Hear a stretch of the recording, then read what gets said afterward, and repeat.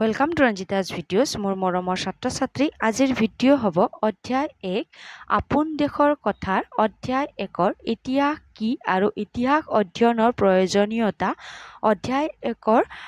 পিছপিনে প্ৰশ্নাৱলীত প্ৰশ্ন দিয়া নাই কিতাপত তোমালোকক ভিতৰুৱা প্ৰশ্নৰ উত্তৰ কেইটামান দিবলৈ ওলাইছো তোমালোকে যদি মোৰ চেনেলত নতুনকৈ আহিছা চেনেল সাবস্ক্ৰাইব কৰি থৈ দিবা নতুন ভিডিঅ' নটিফিকেশন পাই থাকিবা আজিৰ ভিডিঅ' আৰম্ভ কৰোঁ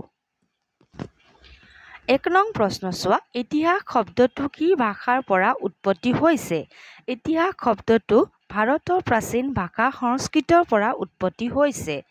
2 নং প্ৰশ্ন চোৱা ইতিহাস শব্দটোৰ অৰ্থ লিখা ইতিহাস শব্দটোৰ অৰ্থ হ'ল ইতি মানে এইবিলাক হ মানে নিশ্চয় আৰু আখ মানে হৈছিল বা ঘটিছিল 3 নং প্ৰশ্ন চোৱা ইতিহাস কাক বোলে উত্তৰ যি বিষয় অধ্যয়ন কৰিলে অতীত কালৰ কথা জানিব পৰা যায় সেই বিষয়টোক ইতিহাস বোলে 4 নং প্ৰশ্ন চোৱা ইতিহাসৰ ভিতৰত কি বিষয় অন্তৰ্ভুক্ত কৰা হয়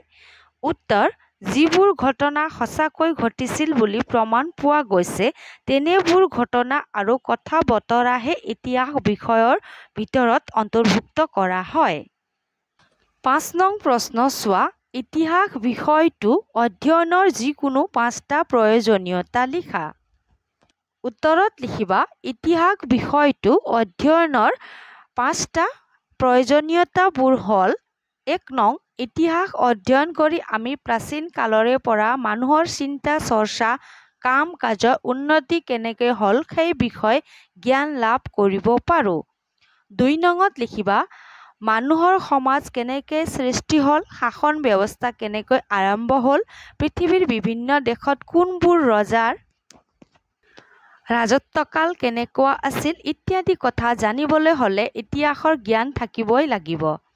3 নঙত লিখিবা মানুহৰ মাজত যুদ্ধ বিগ্ৰহ কিয় লাগিছিল কোনে কেতিয়া কোন ৰাজ্য আক্ৰমণ কৰিছিল যুদ্ধত কেনেকুৱা অস্ত্ৰ-শস্ত্ৰ ব্যৱহাৰ হৈছিল যুদ্ধ কৰাটো ভাল হৈছিল নে বেয়া হৈছিল আদি নানা কথা জানিবলৈ হ'লে ইতিহাস অধ্যয়ন কৰা প্ৰয়োজন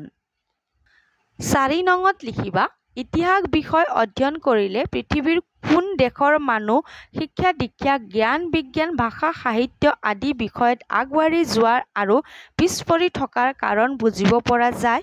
5 নঙত লিখিবা ইতিহাস অধ্যয়ন কৰিলে মানৱ সমাজত হোৱা নানা পৰিৱৰ্তনৰ কাৰণ আৰু ইয়াৰ ফলাফলৰ বিষয়ে জ্ঞান অৰ্জন হয় তোমালোকে মৰমৰ ছাত্ৰ ছাত্ৰী তোমালোকে নিজৰ উত্তৰ বহীত কিতাপৰ পৰাই উত্তৰ লিখি থৈ দিবা লগতে মোক কষ্টও কৰিবা পৰীক্ষাৰ কাৰণে আজিৰ ভিডিঅ' মই ইয়াতে সমাপ্ত কৰিলো আকৌ লগ পাম আমি নতুন ভিডিঅ'ত আজিৰ কাৰণে ধন্যবাদ নতুনকৈ আহিছে যদি চেনেল সাবস্ক্ৰাইব কৰি থৈ দিব নতুন ভিডিঅ'ৰ নটিফিকেশন পাই থাকিব ভিডিঅ' ভাল লাগিলে লাইকো কৰি দিব